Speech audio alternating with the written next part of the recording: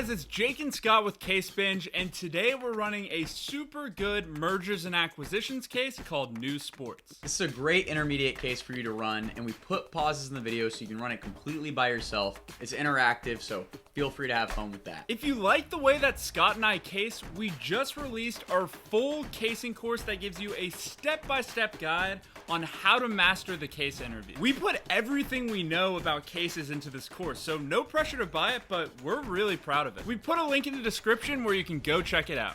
And make sure you stick around after the video so we can go over feedback and cover my notes. Good luck, you've got this, let's get into it, you're gonna do great. Great, you ready to hop into the case? That sounds great. All right, let's do it. Okay, so the Sports Report, or TSR as fans call it, is a top 5 sports news outlet in the US. Okay. And every year, their website gets over 20 million page views and makes about $8 million per year in revenue. Okay, wow. Yeah, and so people call it, the go-to place for people to check scores and read about their favorite sports teams. TSR covers only 3 sports, the big 3, football, basketball, and baseball.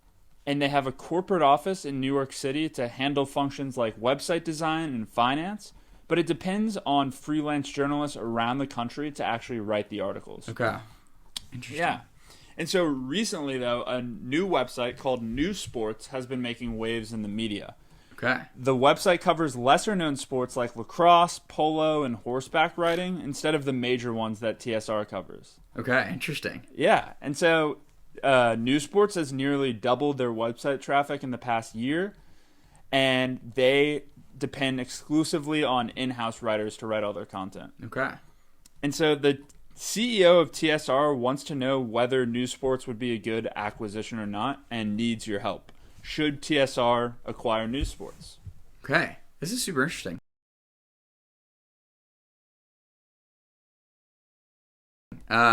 This reminds me of like a Bleacher Report or ESPN even. So we're working with the Sports Report. And just to recap, I guess they're huge sports outlet, one of the top ones in the nation. $8 million in revenue, 200 million views per year. So doing really, really well and focusing exclusively on the big 3 sports, which would be basketball, football, and baseball. They're based out of New York, but really all their writing is done freelance, and so probably a relatively small permanent staff. And they're interested in acquiring NewSports, which is a smaller publication, I assume, that's doubled their web traffic recently, so very high growing. All their writing's done in-house, and the big differentiator here is that they focus on very small sports. So lacrosse, polo, horseback riding. You got it right. Okay.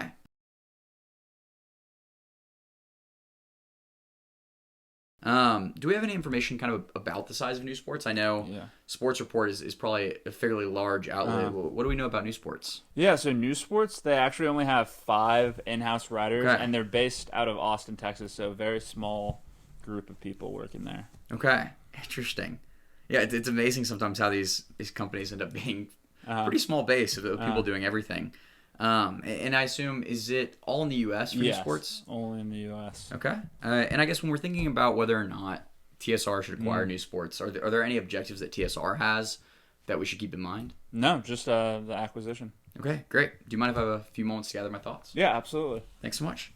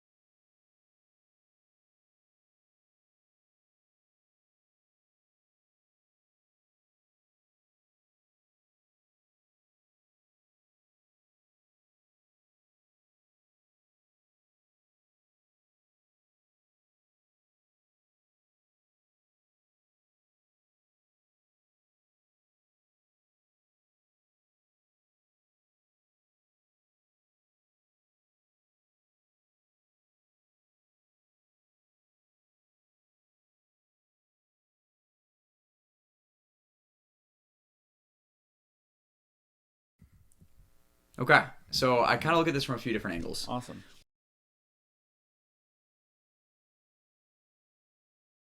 When I think about whether or not TSR should acquire NewSports, I think about the sports news industry. I think about NewSports itself, which I think is probably where we should start. Kind of what their post-acquisition plan would be, and any risks, benefits associated. So within the sports news industry, I'm very interested in trends, kind of what are the segments of it, both in terms of size and also what sports they focus on, and what the competition base looks like, both at the big sports level and the small sports level. Within post-acquisition, I think about what degree are we integrating? Are we going fully together, or are we kind of keeping them separate? Are there any synergies to be gained, and kind of how does this affect TSR's long-term strategy? And within risks and benefits, I think about culture, leadership, and kind of our audience. How do we make sure we don't lose any of our audience? Awesome. And as I said, I think it's probably helpful to start by looking at NewSports. And within NewSports, I think we want a company that's financially healthy, that has a good leg up on their competition, has a great team. But probably the first thing to look at is their growth. This is a small company, it sounds like, and so yes, it's important if they're financially healthy today. But I'm very curious to know where do we see their ceiling on growth potential? And so, do we have any information on that? Yeah, absolutely. That's actually a really good place to start. We have some numbers here. And so, TSR is interested in calculating how much it would be paying for NewSports' website traffic. Okay. And so we have a few numbers. So this year, NewSports had 36,000 website impressions. And NewSports, they expect the traffic to double for the next 2 years and then triple in that following third year. And so we want to calculate what is the total number of impressions over the next 3 years, first of all. And then we also want to calculate the CPM, or cost per 1,000 impressions, if TSR acquired NewSports. So given the number that you're going to calculate, what would the CPM be if TSR acquired NewSports for $27,000? Okay, interesting. Yeah. $27,000 off the bat sounds like a pretty good price for another company, but this is a small company, and I am curious to figure out what the CPM is. Just to clarify, we are looking at the total number of impressions, not this year, not included, but the next 3 years? Yes, exactly. Okay.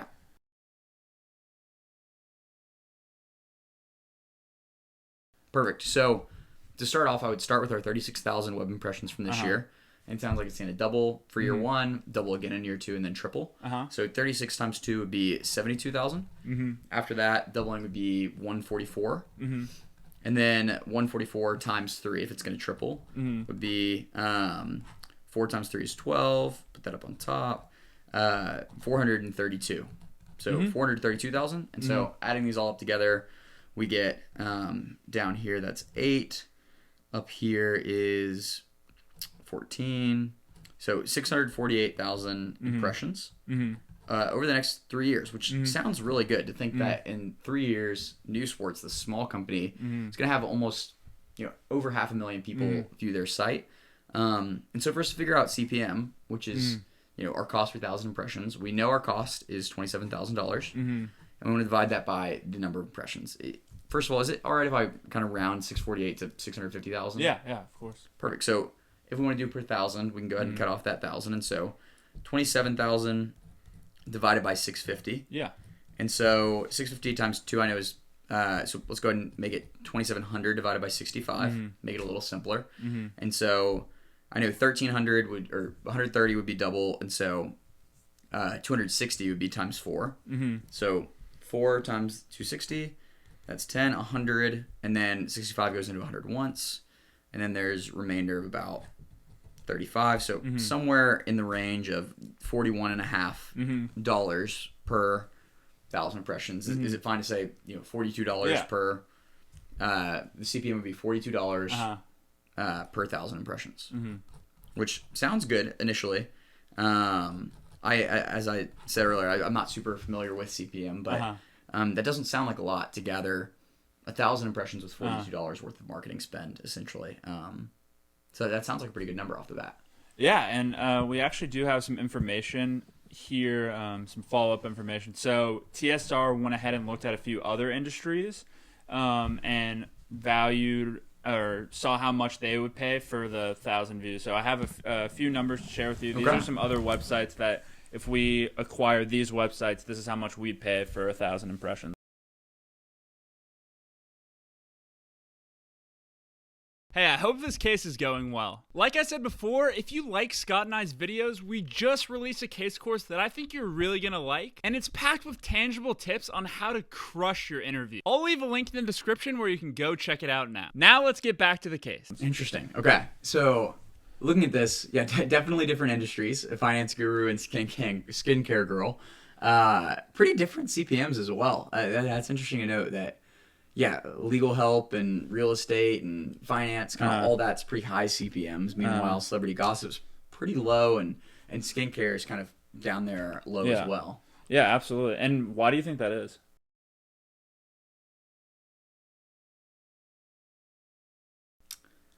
I think it's probably a few things. I think the value of an impression ultimately is, I guess, how likely is it for someone to end up making a purchase, and then also how large that purchase is likely to be. And so it makes sense to me that finance, legal, and real estate would be pretty high, because even if for all those, even if it's relatively low percent of people that will convert to purchase, any purchase for legal, real estate, or finance is going to be pretty expensive. And so every impression gives you a chance of getting someone's business. And so getting someone's business costs a lot, and so it brings in a lot of revenue, and so it makes sense that those are high. Meanwhile, celebrity gossip being pretty low is not surprising. They're providing news outlet, they're probably using those views to bring in revenue via advertising, but not selling a traditional product, and so it makes sense that they're a little bit lower there, because you're not looking for kind of a high income thing to sell them, and also they're not that likely to buy something. Yeah, absolutely. And so, given that information and given that $42-ish CPM, what do you think? Do you think that CPM is too high, too low, just about right?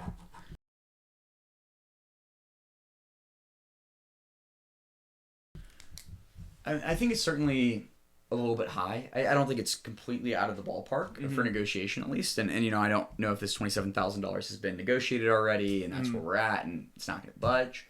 Or if we have room to move. But I would expect us to be certainly not up with real estate, finance, and legal, and we're not, which is good. But considering, we don't want to, stylistically and content-wise, we hopefully distinguish ourselves from celebrity gossip as something pretty different, being a well-respected news outlet. We're trying to purchase a up-and-coming, well-respected news outlet.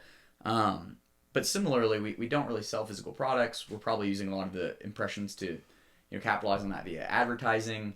I would expect us to be kind of close to the celebrity gossip website of $20 CPM, maybe not quite that low. But I think we'd probably be in between the 20 and the 36 for the skincare, which is selling a physical product. And generally, if people go online looking at skincare, I feel like for the most part they end up buying something. That's not quite the case with us. Yeah. And so I think 42 does sound like a pretty high CPM for us. Yeah, and so the NewSports website, we talked to them about that, and they said that NewSports traffic is more valuable than your average sports website. And what do you think of that? Do you think that's true?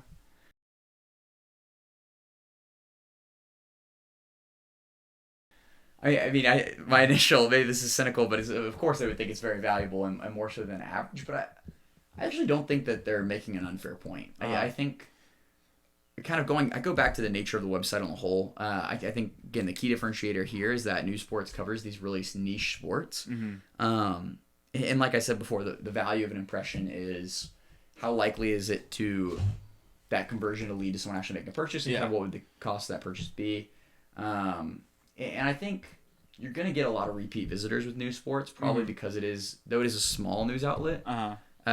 Just personally, all the friends that I know that are into lacrosse, for example, follow all these websites and have kept up to date with a lot of things ever since they've been involved, because it is a small community, but they feel a big part of it. And so niche sports does attract really heavy following, which I guess makes our users' views a little bit more valuable. And also they're pretty expensive sports, and so odds are the people that are following them really closely have more money to spend, which I don't know directly how we'd capitalize on that, but maybe if we were to ever sell a product, these would actually be, high-paying customers. Yeah, absolutely. That totally makes sense. And so along those same lines, we're talking about TSR versus NewSports. Now I want to shift it. You were talking about risks. And so I would actually love to see, what risks do you see from a culture and fit perspective of buying NewSports based on what we've talked about?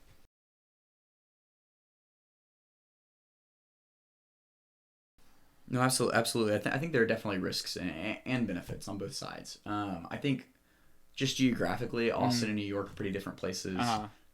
You'd have to actually uproot people from their homes if they wanted to move to New York. I think structure-wise is honestly probably the biggest difference, though. I've seen lots of websites like the Sports Report that are pretty much exclusively freelance writers, which means their writers are living all over the country. And I don't know exactly how they're managed, but it's probably a very different management style than a company that has 5 in-house, fully salaried employees. And so I think that's something that they would have to find a way to rectify. And even just not losing the audience base is that you want to make sure that these passionate, loyal, niche sports fans who follow New Sports don't feel like they lost their website, lost their favorite news outlet, and it just got absorbed by someone bigger. And that's definitely a risk as well of merger. Yeah, absolutely. And so those are risks. What would you say, like, if TSR were to acquire New Sports, how do you think they should go about alleviating those risks?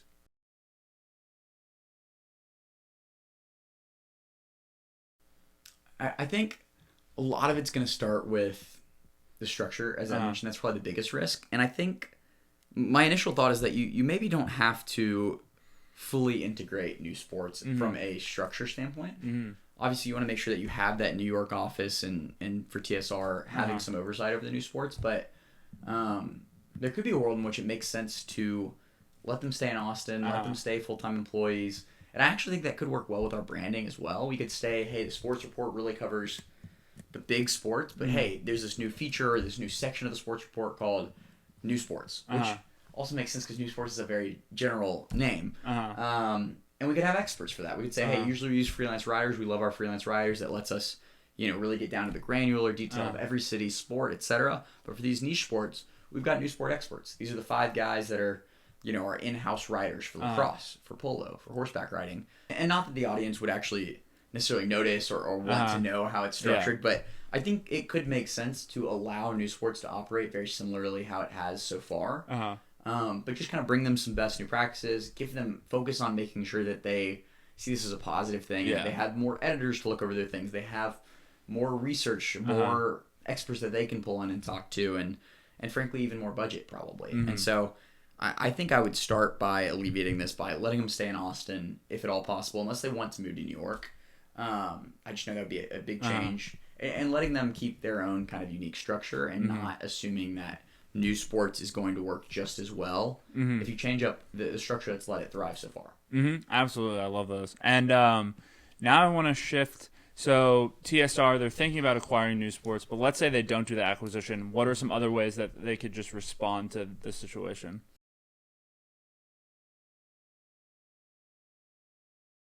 That they're in? It's a good question. I think it's important to note that I don't think TSR needs to feel in a place of desperation where if this deal goes away or they can't come to good terms on it, that they have to do it. Because frankly, I know I don't know all the financial health of TSR, but it sounds like it's growing.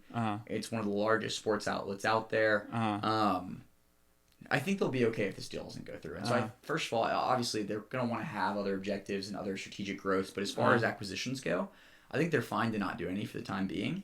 But they also could look at other acquisition targets of are there competitors to New Sports that are actually performing better or equally or just have the same growth potential, and you can start talking to them, see if you maybe pay a lower CPM, and even see if this thing would develop in-house. I know we don't really have anything in-house writings-wise, but maybe a lot of our freelancers have friends that are freelancers in other small sports, or they themselves would be willing to do that. And so I think we could recreate the same thing in-house. It would just...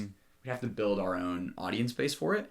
And so I think I default to, I think they need to figure out, do they want to go into other sports or not? That's a big strategic decision. I think it's super interesting that they focus on just basketball, football, and baseball. I mean, that's kind of a bold choice, but also that is where most of the fans are. And does it make sense for them to depart from that? I don't know. But I think because of that, it's not the end of the world if this deal doesn't go through. And I think they honestly just need to focus on the bigger strategic question this raises of do they want to go into other sports or not? Yeah, absolutely. And so we've talked about this from a few different sides. We haven't talked about everything, but just from what we know so far, what would you do in this situation?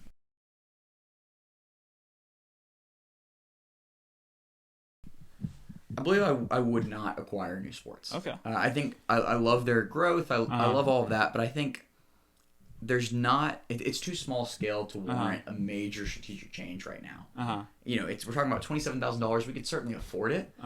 But, even at these optimistic estimations of doubling and tripling, we're talking less than 1 million impressions. We're already at 20 million. This would be a very small kind of endeavor for us to make this big shift on. And so I obviously am hesitant to completely dismiss the fact that there's a news outlet out there growing really fast. And I think it does make me want in the short term and the long term to think about, should we get into these niche sports and strongly consider it. I think in the short term, I'd set up some kind of committee or investigative group with the sports report to look into who else is doing this. Is it growing across the board? What would it look like for us to do this? And long term, make a decision. Do we want to just be the 3 sports and then have these kind of separate entities? Or do we want to be all the sports? And figure that out. But I think right now is not the time to make kind of an impulse decision and say, we need to go through with it right now. This is a very small company. They're doing very well. We can certainly keep them on our radar and keep up relationships, but it does not make sense for the sports report to pay to acquire the NewSports right now. Awesome. You did a great job. Thank you so much. Yeah. Great. You crushed it. That's the case. Now let's cover some feedback. Here are 3 things that I did well on this case. First, I did a great job of my framework explanation. Second, I did a good job of thinking about the case in a real-world context. And third, I did a good job of asking if it was okay to round my numbers. Let's start with my framework explanation. So when I went into the framework, I wanted to make sure that I explained it really clearly to the interviewer. So I started by covering the top level buckets really briefly and then diving into the details of each specific bucket. After that, I highlighted the bucket that I thought was most likely to be relevant to the case or gave my hypothesis. This is a great way to make sure that your interviewer understands what you're talking about and that you stay on the same page. Cover your top level buckets first, really briefly, then give additional detail and end with your hypothesis. Second, I did a really good job of keeping things real world. It can be easy to get into the case and forget that we're talking about a real business here. Some of where you might have seen this show up is when I talked about potential issues with integrating TSR with NewSports. Though it may sound small, little things like making 5 employees uproot their lives in Austin and move across the country to New York are nonetheless relevant and important. If nothing else, it shows the interviewer that I'm thinking about this as 2 real companies with real problems and real people. In brainstorming or wherever you can, it's important to think real world and show the interviewer that you aren't just talking about a theoretical example, but you're talking about this company, if it were real, what should they be thinking about? Finally, number 3, a very small thing. I asked my interviewer if it was okay to round from 648,000 to 650,000. This may seem like a small thing, but it actually made the math a whole lot easier for me. Things just multiply and divide a lot easier when they end in 0. Your interviewer might say not to round your numbers, and if they say no, that's okay. But if they do, it can just make things easier. So a lot of times, especially if it's close to a pretty round number, it's at least worth asking if you can round. So those are 3 things I did well on the case. I would love to hear your thoughts and hear what you thought could have been better. Please feel free to comment down below and we'll be sure to respond to each one. Now, before we head off, let's talk about my notes. So here you can see my actual notes that I was taking during the case. If you've watched one of our videos before, you'll notice this layout. I've got 3 main sections. First, on the left side, you can see where I take my notes. Then up top, you can see where I write the big overarching questions of the case. And everything else is the meat of the case, where we're actually working to solve the case and get the answer. It's important to have a place to put all of your notes as the interviewer is reading you the prompt, and also to add things later if you figure them out along the way. For example, you'll notice that in my conclusion, I reference the fact that it doesn't make sense to acquire NewSports because it's so small, and I talk about how big the sports report is. There's no way that I would have remembered the $8 million in revenue or the 20 million views without having that written down somewhere, and that's what the left section is for me.